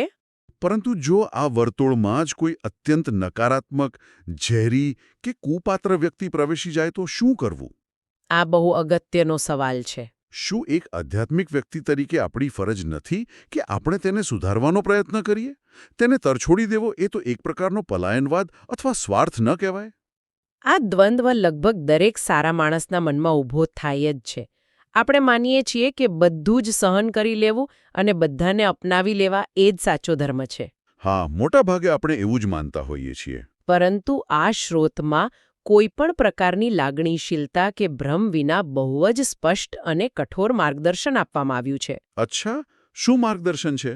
સ્રોત કહે છે કે જો સત્સંગમાં કોઈ કુપાત્ર વ્યક્તિ આવી જાય તો ચોક્કસ સૌથી પહેલા તેને સમજાવવાનો અને સુધારવાનો પૂરો પ્રયાસ કરવો. ઓકે, એટલે ચાન્સ તો આપવાનો જ. હા, તેને સાચો માર્ગ બતાવો, પરંતુ જો તે વ્યક્તિ પોતાના દુર્ગુણો છોડવા જ તૈયાર ન હોય અને ઉલટું આખા વાતાવરણને દૂષિત કરી રહી હોય તો તેનો સંગ કાયમ માટે છોડી દેવો જોઈએ. ઓહો, આ તો બહુ કઠોર કહેવાય. અને આ વાત પાછળનો તર્ક સમજાવવા માટે જે ઉદાહરણ આપ્યું છે ને તે કોઈપણ સર્જનની છરી જેવું ધારદાર છે. તમે પેલા સાપ કરડેલી આંગળીના સિદ્ધાંતની વાત કરી રહ્યા છો ને, આ ઉદાહરણ તો ખરેખર રૂવાંટા ઊભા કરી દે તેવું છે. બિલકુલ. સ્રોતમાં કહ્યું છે કે જો તમારા હાથની આંગળી પર ઝેરી સાપ કરડે અને ઝેર ધીમે ધીમે ઉપર ચડવાનું શરૂ થાય તો તમારી પાસે શું વિકલ્પ રહે છે? હા, બીજો કોઈ રસ્તો જ નથી બચતો. આખા શરીરને અને જીવને બચાવવા માટે તમારે આ આંગળી કાપીને ફેંકી દેવી પડે છે. સાચી વાત. જો તમે એવું વિચારો કે અરે આ તો મારી પોતાની આંગળી છે, હું તેને કેવી રીતે કાપી શકું, મને તેના પર બહુ માયા છે, તો માણસ મરી જ જાય ને. હા, પરિણામ શું આવશે? તે આંગળીનું ઝેર આખા શરીરમાં ફેલાઈ જશે અને મૃત્યુ નિશ્ચિત છે. કુપાત્ર વ્યક્તિનો સંગ પણ આ સાપના ઝેર જેવો જ છે. આ ખરેખર એક અત્યંત કઠોર પરંતુ ખૂબ જ વ્યવહારિક અભિગમ છે. આને આપણે આધ્યાત્મિકતાનો સર્જિકલ એપ્રોચ કહી શકીએ. સર્જિકલ એપ્રોચ બરાબર છે. આપણે ત્યાં સામાન્ય રીતે એવું મનાય છે કે સાધુ કે ધાર્મિક વ્યક્તિએ ક્યારેય કોઈનો ત્યાગ ન કરવો જોઈએ. હા, સમાજમાં એવું જ મનાય છે. પણ આ ઉદાહરણ સ્પષ્ટ કરે છે કે જો કોઈ માણસ ખરેખર વાયરસ બની ચૂક્યો છે અને તે આખી સિસ્ટમને કરપ્ટ કરી શકે તેમ છે, તો આધ્યાત્મિક માર્ગમાં માનસિક સ્વાસ્થ્ય અને પવિત્રતા સાથે કોઈપણ પ્રકારની બાંધછોડ ચલાવી લેવામાં આવતી નથી. એકદમ સાચું. આમાં કોઈ સ્વાર્થ નથી, પણ સ્વબચાવ છે.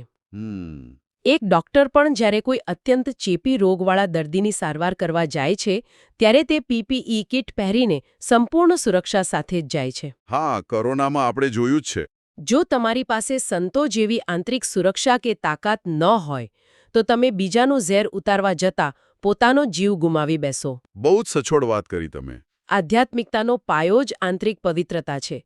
જો એ પાયામાં ઝેર પ્રવેશી જશે તો તમે જે કંઈ પણ સાધના કરી છે તે બધી જ નષ્ટ થઈ જશે. અને તેથી જ પોતાની અને પોતાના પવિત્ર વર્તુળની સુરક્ષા માટે ક્યારેક કઠોર નિર્ણયો લેવા પડે છે. બિલકુલ. આ આખી ચર્ચા સાંભળ્યા પછી એટલું તો સ્પષ્ટ સમજાય છે કે આ ઐતિહાસિક લખાણ કોઈ સામાન્ય ધાર્મિક ઉપદેશ નથી, પણ માનવ મન અને વર્તનને સંચાલિત કરતી એક સંપૂર્ણ લાઈફ મેનેજમેન્ટ સિસ્ટમ છે. એકદમ સાચું. આપણે આજના સેશનના અંત તરફ જઈ રહ્યા છીએ ત્યારે મારા જે આખી વાતનો જે નિચોડ આપ્યો છે તે અંતિમ આજ્ઞા શું છે એ જરા જણાવશો? હા, ચોક્કસ. મહારાજની અંતિમ આજ્ઞા આ આખા માળખાની ચાવી છે. તેઓ સ્પષ્ટ રીતે 3 બાબતો પર ભાર મૂકે છે. અચ્છા, કઈ 3 બાબતો? પહેલું, 5 ઇન્દ્રિયોના આહારને ખૂબ જ શુદ્ધ રાખવો. એટલે કે તમારી આંખ, કાન, નાક, જીભ અને ચામડી દ્વારા શું અંદર જઈ રહ્યું છે તેના પર કડક ચોકીદારી રાખો. બરાબર, એટલે આપણું સેન્સરી ડાયટ પ્યોર રાખવું. હા. બીજું, કુસંગ એટલે કે નકારાત્મક વિચારો અને નકારાત્મક લોકોથી હંમેશા દૂર રહેવું. અને ત્રીજું? અને ત્રીજું, સત્સંગ વધારવો એટલે કે પવિત્ર વાતાવરણ અને સંતોનો સંપર્ક જાળવી રાખવો. ઓકે. તેઓ અંતમાં એક ચેતવણી અને એક આશ્વાસન બંને આપે છે. શું કહે છે તેઓ? જો આ રીતે સાવધાનીપૂર્વક જીવન જીવવામાં આવશે તો અંતે ચોક્કસ ભગવાનના ધામમાં ભેગા રહેવા મળશે. એટલે કે પરમ શાંતિ અને મુક્તિ મળશે. વાહ! પરંતુ જો આ નાની લાગતી બાબતોમાં ચૂક થશે, ઇન્દ્રિયો પરથી કાબુ હટશે, તો ભવિષ્યમાં આધ્યાત્મિક અને માનસિક રીતે ઘણું દુઃખ સહન કરવું પડશે. આનો સીધો અને સરળ અર્થ એ છે કે આધ્યાત્મિકતા કે માનસિક શાંતિ એ કોઈ એવી વસ્તુ નથી જે અઠવાડિયામાં માત્ર એકવાર મંદિરમાં કે કોઈ સભામાં જવા પૂરતી સીમિત હોય. ના, બિલકુલ નહીં. આ તો 24 કલાક 7 દિવસ ચાલતી સતર્કતા છે. સાચી વાત છે. આપણે રોજિંદા જીવનમાં, ઓફિસમાં, ઘરમાં કે મુસાફરી કરતી વખતે કાન, આંખ અને ચામડી દ્વારા જે માહિતી અને અનુભવનો ખોરાક સતત લઈએ છીએ તેનું ધ્યાન રાખવું એ જ સાચામાં સાચી સાધના છે. એકદમ સચોટ સારાંશ આપ્યો તમે. આપણે શરૂઆતમાં જે વોટરપ્રૂફ ઘડિયાળની વાત કરી હતી ને ત્યાં જ પાછા ફરીએ. આપણે જોયું કે ઘડિયાળના કાચમાં પડેલી એક માઇક્રોસ્કોપિક તિરાડ પણ આખી સિસ્ટમ બગાડવા માટે પૂરતી છે. હા, આપણે એ વાત કરી. આપણે એ સમજી શક્યા કે તિરાડ બીજું કંઈ નહીં પણ આપણી ખુલ્લી ઇન્દ્રિયો દ્વારા અંદર જતો અશુદ્ધ આહાર છે. બરાબર. આજના આ ગહન અને રસપ્રદ અભ્યાસને પૂરો કરતા પહેલા હું સાંભળનાર દરેક માટે એક વિચાર પ્રેરક પ્રશ્ન મૂકીને જવા માંગુ છું, જેના પર શાંતિથી વિચારવાની જરૂર છે. ચોક્કસ. શું છે એ પ્રશ્ન? જો આપણો દરેક અવાજ, દરેક દૃશ્ય અને દરેક સ્પર્શ અદૃશ્ય રીતે આપણા આંતરિક મન અને આપણા ભવિષ્યનું ઘડતર કરી રહ્યો છે, તો જરા વિચારો. આજના આધુનિક સમયમાં જ્યાં લોકો સવારથી લઈને રાત સુધી સતત સ્ક્રીનની સામે બેઠા હોય છે, અનંત સોશિયલ મીડિયા ફીડ સ્ક્રોલ કરતા હોય છે, અજાણ્યા લોકોના ક્રોધ, નફરત અને દેખાડાને સતત જોતા રહે છે, હા, એ તો રોજનું થઈ ગયું છે હવે. ત્યારે તેઓ પોતાના મોબાઈલ અને સ્ક્રીન દ્વારા અજાણતા જ દરરોજ પોતાની પંચ ઇન્દ્રિયોને કેવો ભયંકર ઝેરી આહાર પીરસી રહ્યા હશે. બહુ મોટો પ્રશ્ન છે આ. શું આપણી અને આવનારી પેઢીની આંતરિક શાંતિની ઘડિયાળમાં તિરાડ પડવાની શરૂઆત તો નથી થઈ ગઈ ને? ખરેખર વિચારવા જેવું છે. સામાન્ય રીતે જ્યારે કોઈ નવું ઘર ખરીદાય છે અથવા ઘરમાં કોઈ બહુ જ કિંમતી વસ્તુ સાચવવાની હોય, ત્યારે સૌથી પહેલો વિચાર કયો આવે છે? મજબૂત તાળા હોય, ઊંચી દિવાલો હોય અને કદાચ અત્યારના જમાના પ્રમાણે અત્યાધુનિક સિક્યોરિટી કેમેરા પણ હોય. હા, બિલકુલ. અને બારી-બારણા બરાબર બંધ છે કે નહીં તેની તો આપણે વારંવાર ખાતરી પણ કરીએ છીએ. બરાબર. એટલે ભૌતિક સુરક્ષાનો એક જબરજસ્ત અને સાવ સ્વાભાવિક આગ્રહ હોય જ છે. બધું એકદમ સલામત હોવું જોઈએ, તેમાં કોઈ બાંધછોડ ચલાવી લેવામાં આવતી નથી. પણ આજના ડીપ ડાઇવમાં સ્વાગત છે અને આજે આપણે એક બહુ જ રસપ્રદ વિષય પર પૃથ્થકરણ કરવાના છીએ. આપણી પાસે જે ઐતિહાસિક સ્ત્રોત છે, the Guardian of the mind, ભક્તિ પર વચનામૃતનું ડહાપણ, તેના આધારે આપણે મનની સુરક્ષા વિશે વાત કરીશું. બહુ જ મહત્વનો વિષય છે આ. કારણ કે જુઓ, ભૌતિક સુરક્ષા આપણને એક પ્રકારની માનસિક શાંતિ આપે છે. આપણી નજર સમક્ષ છે, જેને આપણે સ્પર્શ કરી શકીએ છીએ, તેને તો સુરક્ષિત રાખવાના ઉપાયો બહુ સારી રીતે આવડે છે આપણને. સાચી વાત. પણ જરા એ વિચારીએ કે જ્યારે વાત પોતાના મનની આવે છે, ત્યારે અચાનક આ બધી જ સુરક્ષા વ્યવસ્થા ક્યાં ગાયબ થઈ જાય છે? મતલબ, મન એક એવી ખુલ્લી જગ્યા બની જાય છે જ્યાં કોઈ પણ વિચાર, કોઈ પણ પ્રભાવ કે માહિતી સાવ રોકટોક વગર પ્રવેશી શકે છે. હા, અને ત્યાં કોઈ તાળું નથી હોતું. કોઈ જ તાળું નહીં, કોઈ કેમેરા નથી હોતા કે કોઈ સિક્યુરિટી ગાર્ડ નથી હોતો. અને આ જ એટલે કે આ ખુલ્લું મન એ માનવ જીવનની સૌથી મોટી અને કદાચ સૌથી જટિલ સમસ્યા છે. મનનું કોઈ ભૌતિક સ્વરૂપ તો છે નહીં, તેને કોઈ સ્ટીલનું તાળું મારી શકાતું નથી અને એટલે જ તે સતત અસુરક્ષિત રહે છે. ઘરની સુરક્ષા માટે જેટલી સજાગતા હોય છે ને, તેનાથી સાવ વિપરીત મનની સુરક્ષા માટે મોટાભાગે ભયંકર બેદરકારી જોવા મળે છે. આપણને ખબર જ નથી હોતી કે ક્યારે કયો વિચાર પ્રવેશીને અંદર ઘર કરી ગયો. બરાબર. હા. અને આ જ વિરોધાભાસ આજના આપણા આ પૃથ્થકરણના કેન્દ્રમાં છે. આપણું મિશન એ સમજવાનું છે કે મનને ભટકતું કેવી રીતે અટકાવવું. અને આને સમજવા માટે આપણે સમયમાં થોડો પાછળ જવું પડશે. હું તો કહીશ કે ચાલો આપણે એક દ્રશ્યની કલ્પના જ કરીએ. ચોક્કસ. સમય છે સંવત 1876 અને દિવસ છે માગશર વદી છઠ્ઠાનું. એકદમ શિયાળાની ગુલાબી ઠંડીનો સમય છે અને સ્થળ છે ગુજરાતના ગઢડા ગામમાં આવેલું દાદા ખાચરનું દરબાર. એક અત્યંત શાંત, પવિત્ર અને જિજ્ઞાસાથી ભરેલું વાતાવરણ છે ત્યાં. બરાબર. અને આ દરબારમાં ભગવાન સ્વામિનારાયણ, જેમને શ્રીજી મહારાજ તરીકે પણ ઓળખવામાં આવે છે, તે બિરાજમાન છે. તેમની આસપાસ એ સમયના જ્ઞાની પરમહંસો અને સમર્પિત હરિભક્તોની એક મોટી સભા ભરાઈને બેઠી છે. અને આ કોઈ સામાન્ય સભા નથી. હા, એટલે માત્ર ઉપદેશ નથી અપાતો અહીં. બિલકુલ નહીં. આ એક એવું પ્લેટફોર્મ છે જ્યાં માનવ મનોવિજ્ઞાનના અત્યંત વ્યાવહારિક અને ઊંડા પ્રશ્નો પર સંવાદ થાય છે. અને આ સભાની વચ્ચે શ્રીજી મહારાજ એક એવો પ્રશ્ન પૂછે છે જેનો સામનો આજે પણ દરેક વ્યક્તિએ રોજિંદા જીવનમાં કરવો પડે છે. તેમણે સભામાં બહુ જ સ્પષ્ટ પ્રશ્ન પૂછ્યો. ભગવાનના ભક્તને પંચ વિષય અને કુસંગથી કેવી રીતે બચવું? હવે આ પ્રશ્ન સાંભળવામાં ભલે ધાર્મિક લાગે, પણ તેનું મૂળ સંપૂર્ણપણે માનવ મનની નબળાઈઓ સાથે જોડાયેલું છે. જો આજના વ્યાપક દૃષ્ટિકોણથી આપણે જોઈએ તો આ પ્રશ્ન એ છે કે આપણું ધ્યાન સતત ભટકાવનારા તત્વોથી મનને અકબંધ કેવી રીતે રાખવું. બહુ સાચી વાત. પણ આ પ્રશ્નને બરાબર સમજવા માટે મારે પહેલાં એ પૂછવું છે કે આ પંચવિષય શું છે? જુઓ, પંચવિષય એટલે આપણી 5 જ્ઞાનેન્દ્રિયોના વિષયો અથવા તો કહીએ કે આકર્ષણો: રૂપ, રસ, ગંધ, સ્પર્શ અને શબ્દ.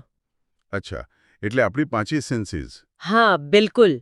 સરળ ભાષામાં હું સમજાવું તો રૂપ એટલે આંખે જે કંઈ પણ આકર્ષક જોવાનું છે તે, રસ એટલે જીભને જે સ્વાદ ગમે છે તે, ગંધ એટલે નાક દ્વારા લેવાતી સુગંધ, સ્પર્શ એટલે શરીરનો ભૌતિક સ્પર્શ અથવા આરામની ભાવના, અને છેલ્લે શબ્દ એટલે કાને જે સાંભળવું ગમે છે તે. આ 5 માધ્યમો દ્વારા જ આપણું મન બહારની દુનિયા સાથે જોડાયેલું છે. અને મૂળ સમસ્યા એ છે કે આ ઇન્દ્રિયો સતત પોતાના વિષયો તરફ દોડતી જ રહે છે, ખરું ને? હા, ઇન્દ્રિયોનો સ્વભાવ જ એવો છે કે તે સતત ઉત્તેજના શોધે છે. લખાણમાં એ બહુ સ્પષ્ટ કરવામાં આવ્યું છે કે આ 5 વિષયોનું આકર્ષણ બહુ જ સૂક્ષ્મ રીતે કામ કરે છે. મતલબ, તે અદૃશ્ય રીતે મનને પોતાના કાબૂમાં લે છે અને ધીમે ધીમે આધ્યાત્મિક માર્ગ હોય કે કોઈ પણ ઉચ્ચ ધ્યેય હોય તેનાથી દૂર ખેંચી જાય છે. ઓહ વાહ! અને આની સાથે જોડાયેલો બીજો શબ્દ છે કુસંગ, એટલે કે ખરાબ સોબત અથવા નકારાત્મક વાતાવરણ. બરાબર. પણ મારે અહીં આ વિભાવનાને આજના સમય સાથે સરખાવવી છે. જ્યારે હું આ પંચ વિષય અને કુસંગ વિશે વાંચતો અને વિચારતો હતો ને, ત્યારે મને સમજાયું કે આ કોઈ જૂના જમાનાની જ વાતો નથી.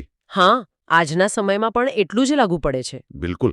આજના સમયમાં આપણા હાથમાં રહેલો સ્માર્ટફોન અને તેનું આખું ડિજિટલ ઇકોસિસ્ટમ આ આધુનિક પંચ વિષયનું સૌથી સચોટ અને કદાચ હું તો કહીશ કે સૌથી ભયાનક ઉદાહરણ છે. અરે વાહ! એ બહુ જ ઊંડો વિચાર છે. આ સરખામણી કેવી રીતે બેસે છે તે થોડું સમજાવશો? જો ફોનમાં સતત આવતી નોટિફિકેશનનો અવાજ વાગે, એ થયો શબ્દ. હામ, સાચી વાત. પછી સ્ક્રીન પર દેખાતા રંગબેરંગી અને આકર્ષક વિઝ્યુઅલ્સ હોય, શોર્ટ વિડીયોઝ હોય કે સોશિયલ મીડિયાની રીલ્સ હોય, એ બધું થયું રૂપ. અને સતત સ્ક્રીનને ટચ કરતા રહેવું, કારણ વગર સ્વાઇપ જ કરતા રહેવું, એ થયો સ્પર્શ. બરાબર. મતલબ, આ એક જ નાનકડું ઉપકરણ આપણી ઇન્દ્રિયોને એકસાથે એટલો બધો ઓવરલોડ આપે છે કે મન સતત તેમાં જ પરોવાયેલું રહે છે. ધ્યાન એક સેકન્ડ માટે પણ સ્થિર રહી શકતું નથી. હા, હું તમારી વાત સાથે સંપૂર્ણ સહમત છું. અને આજના સમયમાં આપણે જે કુસંગની વાત કરીએ છીએ ને, તે માત્ર કોઈ ખરાબ વ્યક્તિની સાથે બેસવા પૂરતો મર્યાદિત નથી રહ્યો. તો પછી કેવો કુસંગ? જો સોશિયલ મીડિયા પર સતત આવતા નકારાત્મક સમાચારો, ટ્રોલિંગ થતું હોય કે પછી કોઈ ચોક્કસ પ્રકારના નકારાત્મક વિચારોનો પડઘો પાડતું ઓનલાઈન વાતાવરણ હોય, આ બધું જ એક પ્રકારનો અદૃશ્ય અને ડિજિટલ કુસંગ જ છે. તે આપણા વિચારોને, આપણા દૃષ્ટિકોણને અંદરથી ધીમે ધીમે ખોખલો કરી નાખે છે. પણ માફ કરજો, મને અહીં એક શંકા થાય છે. જી બોલો ને. શું આપણું મન ખરેખર આટલું બધું નબળું છે? મારો કહેવાનો અર્થ એ છે કે આપણે બધા બુદ્ધિશાળી છીએ. આપણને ખબર જ હોય છે કે સોશિયલ મીડિયા પર કલાકો બગાડવા નુકસાનકારક છે. તો શું આપણે ઇરાદાપૂર્વક આ ઇન્દ્રિયોને કાબૂમાં ના રાખી શકીએ? શું વિષયો સામે લડવું એટલું અશક્ય છે? આ બહુ જ વ્યાજબી અને પ્રેક્ટિકલ પ્રશ્ન છે. અને આનો જવાબ બહુ જ રસપ્રદ છે. અહીં વાત મનના નબળા હોવાની નથી, પણ મનના મૂળભૂત સ્વભાવ અને તેની ટેવોની છે. અચ્છા. માનવ મનની રચના જ એવી રીતે થઈ છે કે તે હંમેશા બાહ્ય ઉત્તેજનાઓ અને ક્ષણિક આનંદ તરફ આકર્ષાય છે. લખાણ એ સમજાવે છે કે વિષયો અને કુસંગની અસર કોઈ મોટા ધડાકા કે બોમ્બ વિસ્ફોટ જેવી અચાનક નથી થતી. તે એક અત્યંત ધીમું ઝેર છે. એટલે કે તે એક લાંબી પ્રક્રિયા છે જેની આપણને ખબર પણ નથી પડતી. 100%. તે રોજબરોજની સાવ નાની નાની આદતો દ્વારા ધીમે ધીમે અદૃશ્ય રીતે મનને પોતાના કાબૂમાં લે છે. જ્યારે કોઈ નકારાત્મક ચર્ચામાં પડીએ અથવા સતત કોઈ આકર્ષક પણ બિનઉપયોગી વસ્તુ જોયા કરીએ ત્યારે મનની ઊર્જા વેડફાય છે. હા. ક્ષયથી સતત સાવધાન રહેવું જોઈએ. જાગૃતતા હોવી અત્યંત જરૂરી છે, કારણ કે એકવાર આ વિષયો મનમાં ઘર કરી જાય પછી તેને કાઢવા ખૂબ મુશ્કેલ બની જાય છે. આ મનમાં પ્રવેશી જવાની વાતને વધુ સારી રીતે સમજવા માટે આ ઐતિહાસિક લખાણમાં એક અદ્ભુત દૃષ્ટાંત આપવામાં આવ્યું છે. આપણે તેને હવેલીનું રૂપક કહી શકીએ. હા, હવેલીનું ઉદાહરણ. બરાબર. અને ખરેખર આ રૂપક મનની કાર્યપ્રણાલીને સમજવા માટે માસ્ટરપીસ સમાન છે. મહારાજે અહીં મનને એક અત્યંત વિશાળ અને ભવ્ય હવેલી એટલે કે એક મોટા મહેલ સાથે સરખાવ્યું છે. જી, વચનામૃતના લખાણોમાં આ દૃષ્ટાંત ખૂબ જ જાણીતું અને પ્રભાવશાળી છે. હું કહેતી હતી ને કે જાગૃતતા કેમ જરૂરી છે એ આ રૂપક બહુ સારી રીતે સમજાવે છે. હા, જરા કલ્પના કરીએ. કોઈ વ્યક્તિ પોતાની આખી જિંદગીની કમાણી લગાવીને એક અદ્ભુત હવેલી બનાવે છે. તેમાં લાકડાનું સુંદર કોતરણી કામ કરાવે છે, કિંમતી ઝુમ્મર લગાવે છે અને તેને અઢળક કિંમતી સંપત્તિથી સજાવે છે. હવેલીની દિવાલો બહુ જ મજબૂત છે, પણ તે વ્યક્તિ આખી હવેલીના મુખ્ય દરવાજા રાત્રે સાવ ખુલ્લા જ મૂકી દે છે. કોઈ જ સુરક્ષા નહીં. તો પરિણામ શું આવશે? અરે, પરિણામ તો બહુ જ સ્પષ્ટ અને ભયાનક હશે. જો દરવાજા ખુલ્લા હશે તો ચોર કે લૂંટારા આસાનીથી અંદર ઘૂસી જશે. બિલકુલ. હવેલી કેટલી મજબૂત છે, તેને બનાવવામાં કેટલી મહેનત પડી છે, કે અંદર કેટલી કિંમતી વસ્તુઓ છે તેનો કોઈ જ અર્થ રહેતો નથી. ખુલ્લા દરવાજાને કારણે બધી જ સંપત્તિ લૂંટાઈ જશે. અને આ જ રૂપક આપણા મન માટે બરાબર બંધબેસતું આવે છે. આપણું મન એ જ હવેલી છે. આપણે ધ્યાન, વાંચન, સારા વિચારો અને પૂજા દ્વારા મનરૂપી હવેલીમાં શાંતિ, એકાગ્રતા અને ભક્તિની અત્યંત કિંમતી સંપત્તિ ભેગી કરીએ છીએ. સાચી વાત છે. પણ જો મનના દરવાજા ખુલ્લા રાખવામાં આવે, એટલે કે જો આપણી પાંચેય ઇન્દ્રિયો પર કોઈ જાતનો કાબૂ ના હોય, તો આખી મહેનત પર પાણી ફરી વળે છે. બરાબર. જો દરવાજા ખુલ્લા હોય તો પેલા પંચ વિષય અને કુસંગરૂપી ચોર આસાનીથી મનમાં પ્રવેશી જાય છે. અને તે ચોર અંદર પ્રવેશીને શું કરે છે? તે આપણી આંતરિક શાંતિ, આપણી શ્રદ્ધા અને આપણી એકાગ્રતા રૂપી સંપત્તિને લૂંટી જાય છે. આ ચોર દેખાતા નથી, પણ તેઓ કોઈ પણ ભૌતિક ચોર કરતાં બહુ મોટું નુકસાન કરે છે. પણ અહીં એક વિચાર આવે છે. માની લો કે કોઈ વ્યક્તિએ વર્ષો સુધી ધ્યાન કર્યું છે, ઘણા બધા આધ્યાત્મિક પુસ્તકો વાંચ્યા છે અને તેનું મન અત્યંત મજબૂત છે. હા. પણ જો તે વ્યક્તિ એવી જગ્યાએ બેસે જ્યાં સતત નકારાત્મક વાતો થતી હોય, એટલે કે કુસંગ હોય, તો એ મજબૂતી કામ આવશે ખરી? કારણ કે ખુલ્લા દરવાજાવાળી વાત તો અહીં પણ લાગુ પડે જ છે ને. એ જ તો વાત છે. હા, મતલબ કે ગમે તેવો મજબૂત મહેલ હોય, ખુલ્લા દરવાજા તેને સંપૂર્ણપણે અસુરક્ષિત બનાવી દે છે. આ દ્રષ્ટાંતની ખરી ઊંડાઈ છે. તમારી માનસિક કે આધ્યાત્મિક મજબૂતાઈ સાવ ગૌણ બની જાય છે જ્યારે તમારી સુરક્ષા પ્રણાલી જ નબળી હોય. જો તમે સતત નકારાત્મકતાને અંદર આવવા દેશો તો એક દિવસ તમારી અંદરની મજબૂતાઈ પણ તૂટી જશે. કુસંગ એ ધીમે ધીમે કોરી ખાતો ઉધઈ જેવો રોગ છે. તો પછી મુખ્ય પ્રશ્ન એ ઊભો થાય છે કે આ દરવાજા બંધ કેવી રીતે કરવા? શું આનો અર્થ એવો છે કે આપણે ઇન્દ્રિયોને જડબેસલાક તાળું જ મારી દેવું? ના, એવું નથી. કારણ કે જો બધું જ જોવાનું, સાંભળવાનું કે અનુભવવાનું બંધ કરી દઈએ, તો મનોવિજ્ઞાન તો સ્પષ્ટ કહે છે કે જો ઈચ્છાઓને બળજબરીથી દબાવશો તો તે સ્પ્રિંગની જેમ વધુ ઉછળશે. દમને કોઈ ગાયમી ઉકેલ થોડો છે. એકદમ સાચો વિચાર છે તમારો. અને એટલે જ આ ઐતિહાસિક લખાણમાં ક્યાંય ઇન્દ્રિયોને કાયમ માટે કચડી નાખવાની કે દબાવી દેવાની વાત નથી કરી. અચ્છા. ત્યાં મનના દરવાજાને જડબેસલાક બંધ કરવાની પણ વાત નથી. ઉકેલ બહુ જ વ્યવહારિક અને સુંદર છે. મહારાજ કહે છે કે આ ખુલ્લા દરવાજા પર બે અત્યંત કડક અને જાગૃત રક્ષકો એટલે કે ગાર્ડ ઊભા રાખવા જોઈએ. અરે વાહ, આ બહુ રસપ્રદ છે. તો આ બે રક્ષકો કયા છે? પહેલો રક્ષક છે વિવેક અને બીજો રક્ષક છે ભગવાનની ભક્તિ. વિવેક અને ભક્તિ. ચાલો આને વ્યવહારુ રીતે સમજીએ. કારણ કે સિદ્ધાંત સાંભળવામાં બહુ સારો લાગે છે, પણ રોજિંદા જીવનમાં તેનો ઉપયોગ કેવી રીતે થાય? હા, એ સમજવું જરૂરી છે. આ વિવેક રિયલ ટાઈમમાં કેવી રીતે કામ કરે? ધારો કે મારા ફોનમાં કોઈ આકર્ષક પણ સાવ બિનજરૂરી નોટિફિકેશન આવ્યું, તો એ જ સેકન્ડે આ વિવેકરૂપી રક્ષક કેવી રીતે મને બચાવશે?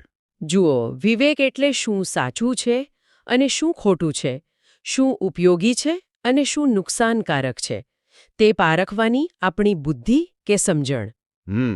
જ્યારે કોઈ નોટિફિકેશન આવે છે ત્યારે મન તરત જ તેના તરફ ખેંચાય છે. પણ જો વિવેક જાગૃત હોય ને, તો તે એક અદૃશ્ય ફિલ્ટરનું કામ કરે છે. તે ઉત્તેજના અને આપણા પ્રતિભાવ વચ્ચે એક નાનકડો માઇક્રોસેકન્ડનો વિરામ ઊભો કરે છે. એટલે એક પોઝ આવે છે. બિલકુલ.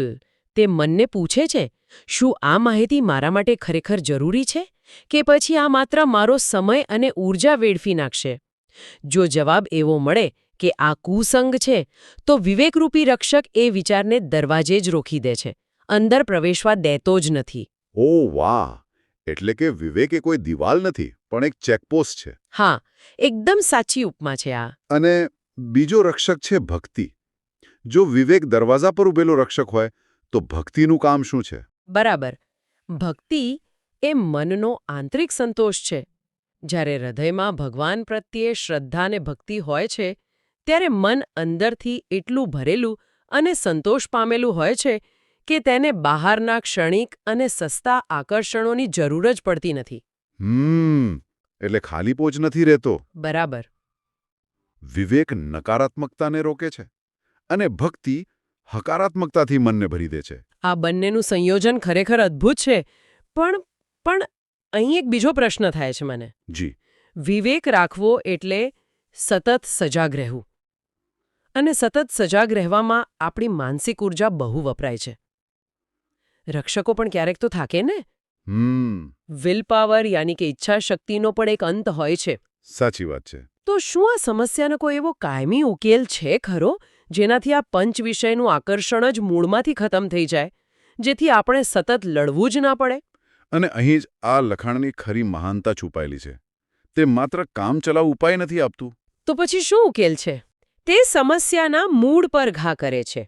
મહારાજે જણાવ્યું છે કે સાચો અને કાયમી ઉપાય છે સત્સંગ મજબૂત કરવો, સારા સંતો કે વિચારોનો સંગ કરવો અને સૌથી અગત્યનું ભગવાનનું મહિમા સમજવો. ભગવાનનો મહિમા સમજવો. આ શબ્દ બહુ વારંવાર સાંભળવા મળે છે, પણ તેનું મનોવિજ્ઞાન શું છે? મહિમા સમજવો એટલે માત્ર સ્તુતિ કરવી યા ભજનો ગાવા, એવું જ ને? ના, આ કોન્સેપ્ટ ઘણો ઊંડો છે.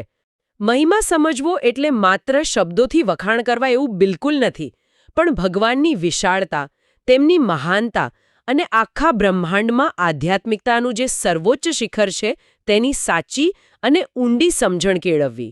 અચ્છા. જુઓ, જ્યારે કોઈ વ્યક્તિને આ વિશાળતા ખરેખર સમજાઈ જાય છે ને, ત્યારે તેની અંદર દ્રષ્ટિકોણનો એક મૂળભૂત બદલાવ આવે છે. પેલી જે દુનિયાવી વસ્તુઓ હતી, જે વિષયો પહેલાં બહુ જ આકર્ષક અને મહત્વના લાગતા હતા, તે અચાનક જ સાવ નાના અને તુચ્છ લાગવા માંડે છે. ઓહ, એટલે કે તમારે જબરદસ્તીથી કોઈ વસ્તુ છોડવી પડતી નથી, તે આપમેળે જ છૂટી જાય છે. બરાબર. અને આ બહુ જ મહત્વનો મુદ્દો છે. આ કોઈ બળજબરીથી કરેલો ત્યાગ નથી. જ્યાં બળજબરી છે, જ્યાં વિલ પાવર પર આધાર રાખવો પડે છે, ત્યાં મન ક્યારેક ને ક્યારેક તો બળવો કરશે જ. હા, થાકી જાય એટલે બળવો કરે. પણ અહીં તો સમજણનો વિકાસ થાય છે. જ્યારે વ્યક્તિને ખબર પડે કે તેના હાથમાં એક અમૂલ્ય હીરો છે, ત્યારે તે રસ્તા પર પડેલા કાચના ટુકડા પાછળ દોડવાનું આપમેળે જ બંધ કરી દે છે. તેને કાચના ટુકડા ફેંકવા માટે કોઈ મહેનત કરવી પડતી નથી. વાહ, બહુ જ સરસ વાત કહી તમે. આ વાતને વધુ સ્પષ્ટ કરવા માટે એક બહુ જ સરસ ઉદાહરણ મને યાદ આવે છે. હા, કહો ને. કલ્પના કરીએ કે કોઈ વ્યક્તિ એક મોટા શહેરની અત્યંત ભીડવાળી ગલીમાં ઊભી છે.